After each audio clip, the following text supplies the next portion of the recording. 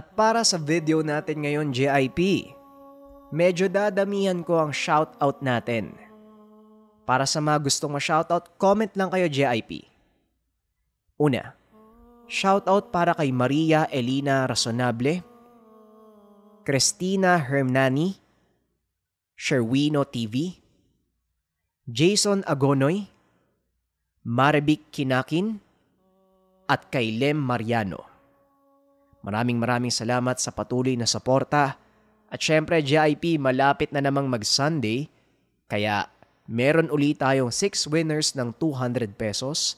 Simple lang ang gagawin, mag-comment lang ng hashtag ang Ninuno Raffle at hashtag Kwentong Bayan Raffle. 2 entries na kaagad yan. Raffle every week na 200 pesos at major raffle sa December na hoodie at oversize shirt. At marami pa akong paparating na raffle kaya pakiintay na lang. Huwag na nating patagalin pa. Simulan na natin ang kwento.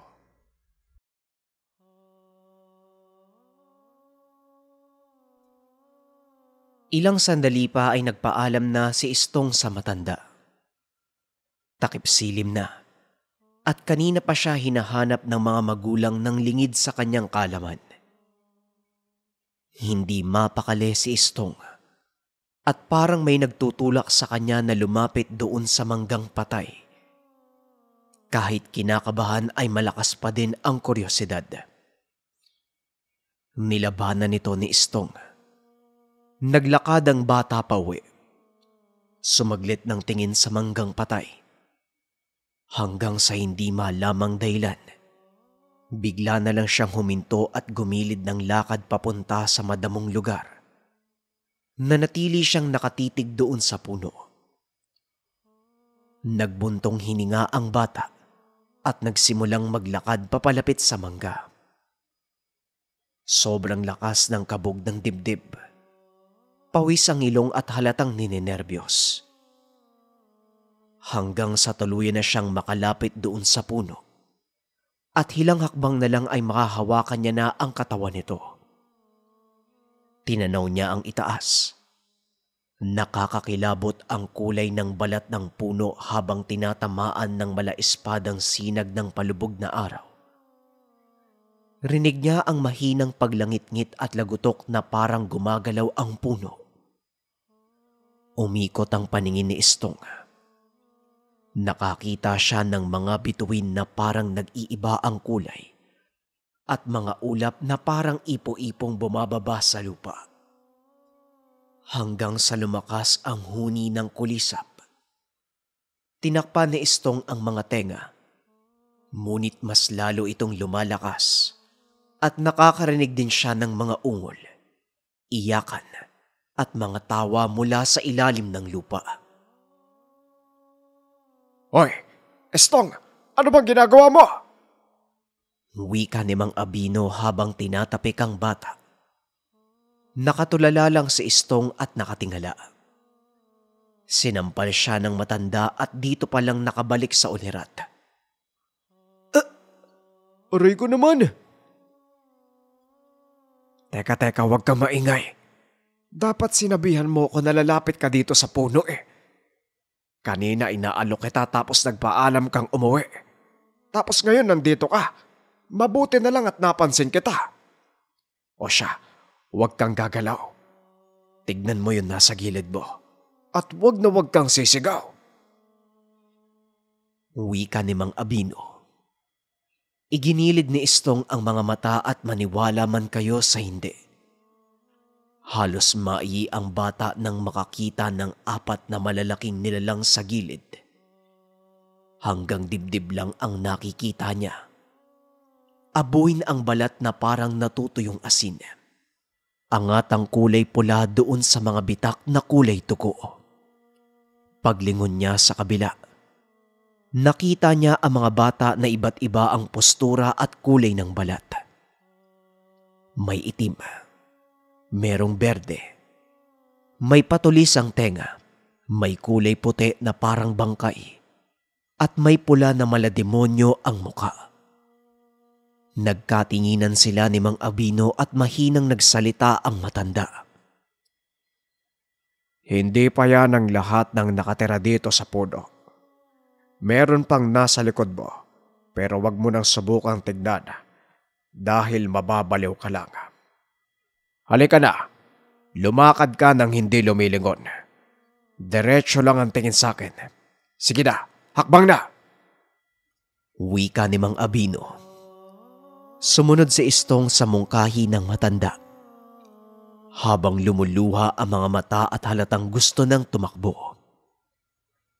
Hinawakan siya sa kamay ni Mang Abino ng maigpit hanggang sa makarating sila sa baba. Dito na huminto si Mang Abino at kasabay nito ang paghinga ng malalim ni Istong. Lumingon siya sa puno at laking gulat nang wala siyang makitang mga nilalang. Nagtanong siya sa matanda kung bakit bigla silang naglaho. Ang sabi ni Mang Abino, may hangganan ang teritoryo ng mga nakatira sa mangga. Kapag lumagpas ka na, mawawala sila at hindi na makikita. Maliban na lang kung nanaisin niyang bumalik. Sige na, Dong. Umuwi ka na. Delikado ang ginawa mo. Wika ni Mang Abino. Kumaripas ng takbo si Istong. Pagkarating sa tahanan ay pumasok siya sa kwarto. Aba, tignan mo nga tong batang to. Kanina pa tayo naghahanap sa kanya. Tapos ayun, dumiretso lang sa itaas. Hoy bata ka, bumaba ka nga muna dito. Lisa, puntahan mo si Istong. Parang may hindi magandang nangyayari sa bata. Wika ni Tatay Peroy kay Nanay Lisa. Istong, lumabas ka nga dyan sa kwarto mo. Dali, mag-uusap tayo. Wika ng ina. Subalit hindi nakikinig si Istong. Ayaw lumabas at nanatiling tahimik sa loob ng kwarto habang nakatalokbong ng kumot. Hinayaan na lang siya ng mga magulang hanggang sa sumapit na ang hapunan at dito na lumabas ang bata. Tahimik na kumakain sa lamesa, kaharap ang mga magulang at tanging kalansing lang ng kubyertos at pinggan ang maririnig sa bahay. Ilang sandali pa, naghugas na ng katawan si Istong sa likuran ng tahanan. Pinapahiran ng tuwalya ang muka. Nanlaki ang mga mata nang may makitang gumagalaw sa likod ng malaking banga. Nakadapa lang na parang napakalaking palaka. Masuri itong tinitigan ni Istong hanggang sa unti-unting naging malinaw sa kanya ang itsura. Ito yung batang nag-abiso sa kanya doon sa puno ng mangga. Maamo ang muka ngunit nasisindak pa rin si Istong. Umatras siya at biglang tumayo ang bata. Huwag kang matakot sa akin. Hindi ako nananakit. Hindi katulad ng mga nakatira doon sa manggang patay. Wika ng bata. Kumunot ang mukha ni Istong at nakaramdam ng gaan sa loob. Umabante naman ng lakad ang bata. Muli itong nagsalita. Ang sabi nito ay wag na muling gagawin ang ginawa kanina dahil oras yon ng paglabas ng mga nilalang sa lugar. Sa hindi malamang dahilan, napatanong si Istong kung ano ang pangalan nito. Darrell ang pangalan ko. Nakakulong ako sa isang sumpa sa lugar na yun eh. Kaya hindi ako matahimik. Isa akong kaluluwa. Doon ginanap yung misa ko sa manggang patay eh. Naiwan ako at hindi ako nakarating sa simbahan. Wika ng bata at nagpakilala ito bilang Darrell. Totoo pala yung sinasabi ni Mang Abino. Kaluluwa ka nga. Pero bakit mo ko tinutulungan? Anong dahilan? Tanong ni Istong. Maraming dahilan eh. At hindi lang ikaw ang natulungan ko. Ikaw lang kasi yung nakakakita sa akin at si Abino. Kaya kayo lang ang direktang nakakaintindi. Impyerno ang lugar na yun. Maraming nilalang at masasama silang lahat. Hindi lang ako ang kaluluwa na nakulong dun eh. Marami. Ngunit may ibang nakawala dahil sa tulong ng mga kamag-anak nilang nagdarasal. Nga pala, maliban sa payo ko sa'yo, may iba akong pinunta dito eh. Halika, sumunod ka sa akin. Ibuka mo yung kamay mo. Binuka ni Estong ang kamay at may nilagay ang bata. Matapos nun ay bigla na lang naglaho si Darrell. Nanlaki ang mga mata ni Estong nang may makitang parang bato sa kanyang kamay. Kulay itim ngunit kumikinang. Nagtaka si Estong kung ano ang ibinigay ni Darrell. Tinitigan niya ng maigi hanggang sa tinawag siya ng ina. Nilapag niya ang bato sa gilid ng banga hanggang sa hindi sinasadyang nalaglag ito sa tubig. Mabilis na kinapa ni Estong ang tubig. Ngunit nakita niyang nakalutang lang pala ang bato. Sobrang namangha si Estong. Napatanong sa sarili kung paano lumutang ang bato na dapat tuluyan ng lumubog sa ilalim. Kakaiba ang paglutang dahil hindi naman ito nababasa. Nakatungtong lang sa mismong ibabaw ng tubig at sumasabay lang ito sa alon.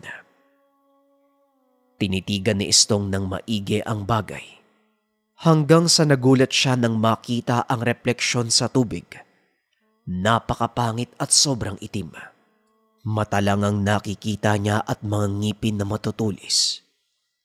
Mabilis na bumalikwas si Estong kasabay ng pagdampot sa bato. Kaagad siyang kumaripas ng takbo papasok ng tahanan. Sinundan naman siya ng tingin ng mga magulang at kita sa mga mukha nito ang pagtataka. Umiling pa si Tatay Peroy at nagsalita. Ay nako, ipatingin na kaya natin sa doktor yung bata, Lisa. Baka nababaliw na yung anak natin. Wika ni Tatay Peroy. Hindi naman nagsalita si Nanay Lisa. Tumangulang ito at ipinagpatuloy ang ginagawang paghuhugas ng pinggan.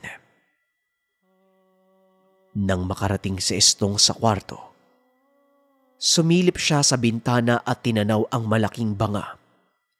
Ngunit wala siyang nakitang kakaibang bagay. Tinignan ni Estong ang bato. Nilaro sa daliri at pinaikot-ikot sa ere. Nakita niyang wala namang kakaiba. Normal na bato ang itsura ngunit sobrang lamig.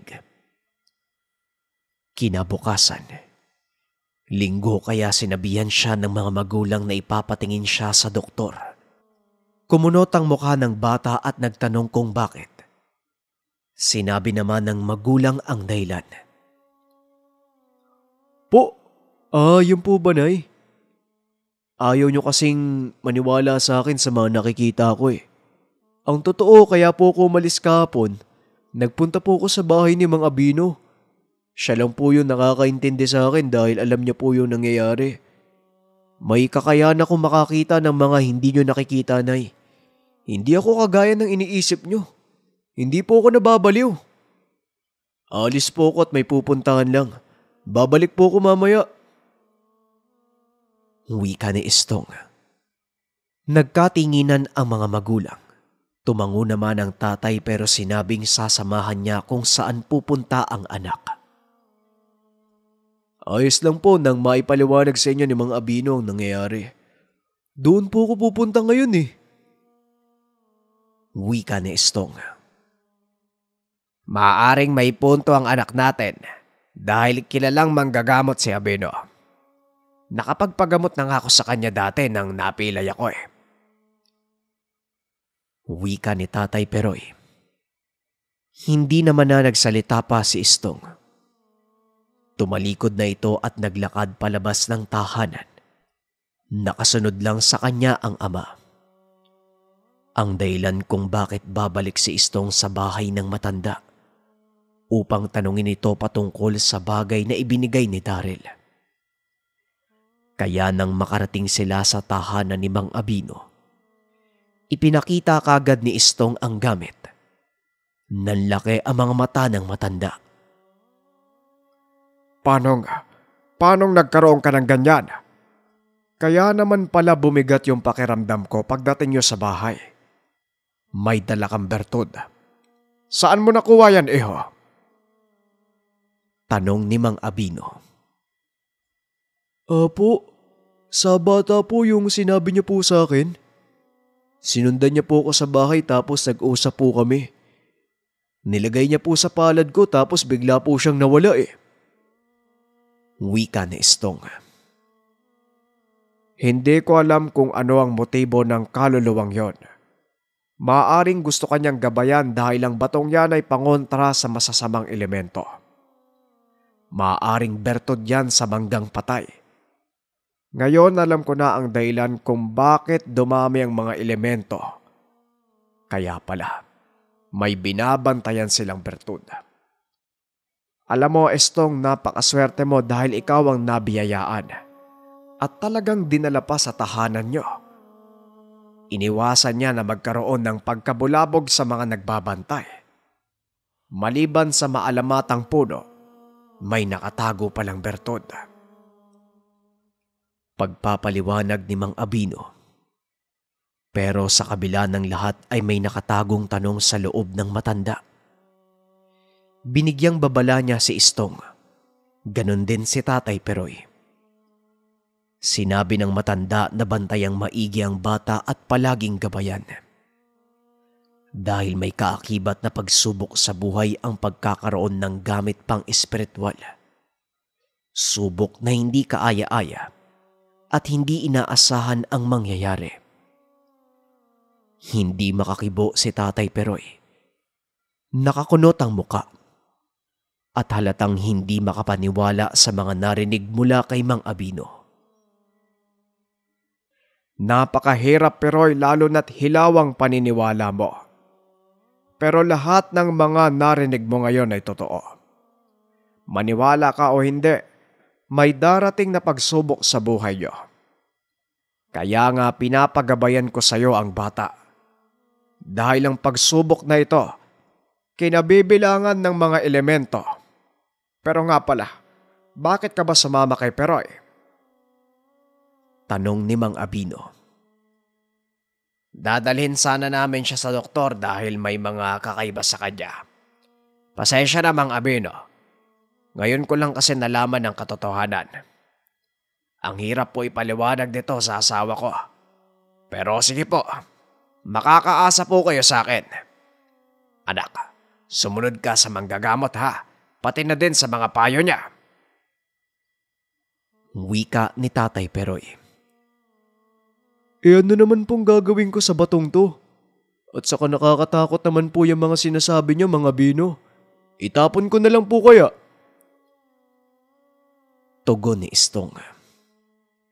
Wag, Estong. Mapalad ka nga nagkaroon ka ng ganyan sa mura mong edad. Ingatan mo yan.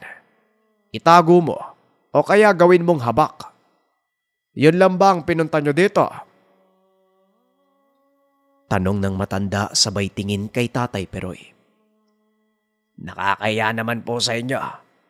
Inakala ko kasing may diferensya sa utak yung anak ko eh. Yun lang po ang pinunta namin. Ikaw ba, anak? May tatanong ka pa? Wika ni Tatay Peroy at hindi na nagsalita si Estong. Nakatitig lang sa bato at hindi alam kung ano ang gagawin. Bagaman bukas siya sa mga kakaibang bagay, nagtanong siya sa sarili kung ano ang magiging responsibilidad niya at bakit sa kanya ibinigay ang bertud. Hindi talaga inaasahan ng bata ang lahat. Baliwala lang nung una at mga sumunod na araw. Ngunit paglipas ng ilang linggo, nagkatotoo ang mga sinabi ni Mang Abino. Bigla na lang palaging nilalagnat si Estong at napapadalas na ang pagliban sa klase. Bigla na lang nanghihina ang katawan. Bumibigat na mas malala pa sa trangkaso. Sinubukan siyang dalhin sa doktor ngunit normal lang ang pagsusuri sa kanya. Kulang lang daw sa bitamina ang bata. Habang tumatagal ay mas lalong lumalala ang sitwasyon. Napapansin ng mga magulang na palaging tulala ang bata at bigla na lang may nakikita sa isang banda. Alam na ni Nanay Lisa ang patungkol sa bata. Matagal ding nakumbinse dahil ayaw pa nitong maniwala nung una. Peroy, natatakot na ako sa anak mo. Parang hindi normal yung sakit. Dahil kung karaniwan lang yan, madaling matatanggal ng gamot. Wika ni Nanay Lisa. Yan nga din ang ipinagtataka ko. Mamaya aalis ako. Bantayan mo siya at pupuntahan ko si Mang Abino. Tugon ni Tatay Peroy. Pagsapit ng hapon ay pinuntahan niya ang matanda. Maswerte namang nasa bahay lang si Mang Abino at kagad na sinabi ang patungkol sa kalagayan ni Istong. Walang pag-aatubiling sinabi ng matanda na pupuntahan niya kaagad ang bata. Nang makarating sa tahanan, hindi siya kaagad pumasok ng tahanan. Sa halip ay makikita ang mga mata nito na parang may kakaiba sa lugar. Nakatingin sa likuran nila at panay ang iling. Nangyari na ang hindi dapat. Ang ibang nilalang na nakatira doon sa manggang patay, nananahan na sa paligid ng bahay niyo. Wala bang binanggit sa inyo ang bata? Tanong ni Mang Abino. Ano ka mo? Yung mga elemento nandito na. Tama po ba? Tanong ni Tatay Peroy. Tama ka. At yung mga mababagsik pa. Alam mo kung bakit sila narito. Ipinapabalik kay Istong ang kinuha niya sa kanila. Natural lang ang pagsubok, Peroy. Ang problema, kung paano mo ito malalampasan. Bakit ngayon mo lang pinaalam sa akin? Wika ni Mang Abino. Wala naman po kasing naging reklamo si Istong. Maliban na lang sa madalas naming nakikita na nagugulat.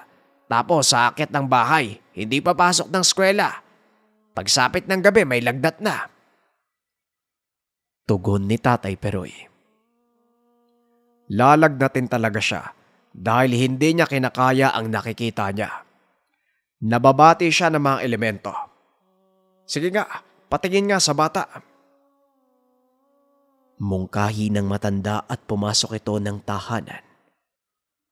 Nasa baba lang sa Istong ng mga sandaling ito. Nakaiga sa mahabang upuan at balot ng kumot ang katawan. Nanginginig pa ang bata sa taas ng lagnat. Si Nanay Lisa naman, halatang hindi mapakali. May hawak na pinggan na dapat ipapakain kay Istong. Tumabi si Mang Abino sa bata. Kinapa ito at nakaramdam ng sobrang init. Dong Istong. Si Mang Abino to, Dong. Wika ni Mang Abino. Marahang dumilat ang mga mata ni Istong. Nang makita ang matanda, kumunot ang kanyang muka at sinabing na naginip siya ng maitim at napakapangit na nilalang. Madalas itong nagpapakita kung hindi sa madilim na bahagi ng tahanan. Nagiging refleksyon niya ito sa tubig o salamin. Maliban pa dyan, yung mga nakikitang elemento sa manggang patay, nasa paligid din ng tahanan. Nanlaki ang mga mata ni Tatay Peroy sapagkat totoo ang mga sinasabi ni Mang Abino na nasa paligid nga ng bahay ang mga elemento. Ganun ba, Dong? May nangyari din ba sa'yo bukod sa nakikita mo sa labas? Ano bang gagawin ko? Nasasapian ng anak nyo. Nasapian ng isang demonyo. Nasaan ang bato? Tanong ng matanda. Nasa bulsa ko po. Sabi niya po wag ko nga alisin, di ba? Tugon ni Istong. Mabilis na kinapa ni Mang Abino ang bulsa. Kinuha ang bato at tinitigan ng malapitan.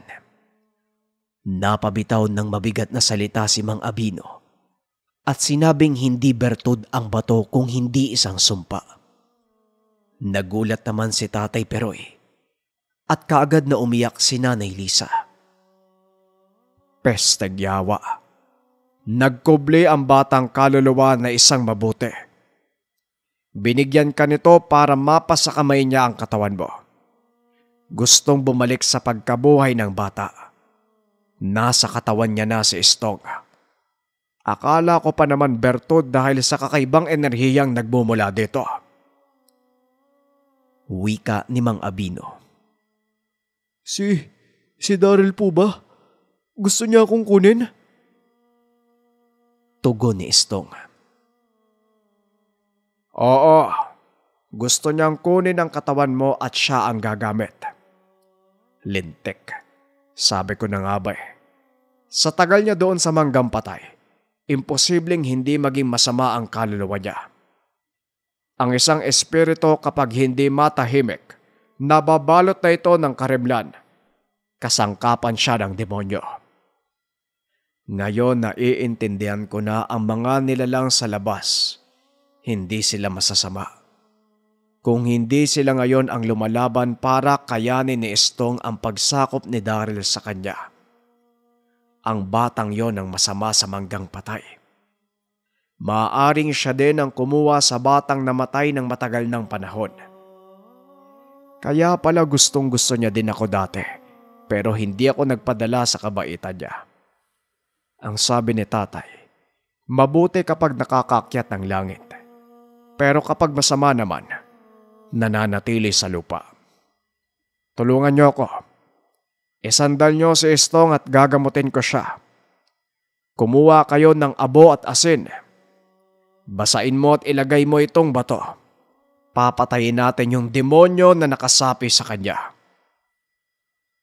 Wika ni Mang Abino. Nag-usalang matanda. Tinapik ng malakas ang noon ni Istong at bigla na lang itong sumuka ng kulay itim na likido. Nag-iba ang kulay ng mga mata ni Istong sapagkat naging purong kulay itim. Makailang beses tinapik ni Mang Abino ang noo ng bata hanggang sa bigla na lang sumigaw si Istong. Sigaw pero iba ang lumalabas na boses at parang galing sa ilalim ng lupa. Ano pong nangyayari sa kanya? Wika ni Tatay Peroy. Tapos na ba ang paglublob mo sa bato? Sige, sunugin mo! Wika ni Mang Abino. Sinunog ni Tatay Peroy ang bato. Yung sigaw ni Istong na kanina ay kakaibang boses. Unti-unti nang bumabalik sa normal. Hanggang sa huminga ng malalim si Istong at sinabing nauuwaw siya. Napangiti naman si Mang Abino. Ligtas na si Istong sa kapamakan at wala na ang nakasaping demonyo. Paghawak niya sa leeg ng bata ay hindi na din ito mainit. Naging maaliwalas na ang muka. Kung minsan ang iniisip mong mabuti ay siya palang masama at magpapahamak sa'yo. Ngayon lang ako nakaengkwentro ng ganito. Sobrang layo sa aking inaakala. Hindi talaga mapagkakatiwalaan ng kahit anong nilalang at elemento.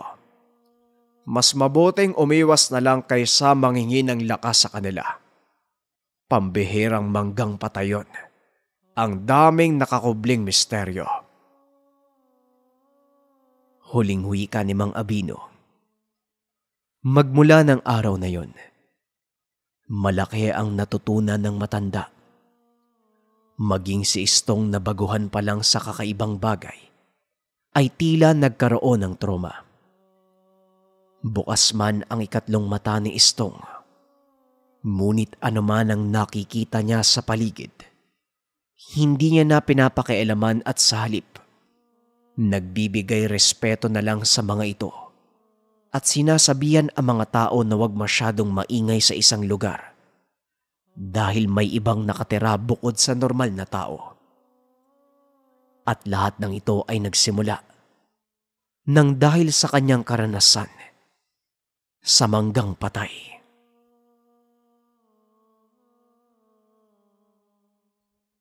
Maraming salamat sa pakikinig ng ating kwento, JIP.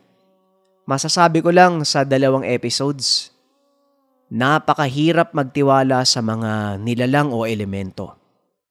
Yung iba maaaring tumutulong, kaso hindi kasi natin alam eh. Maaaring yung tulong nila ay may malaking kapalit sa ating buhay. Kaya mas mabuting umiwas na lang.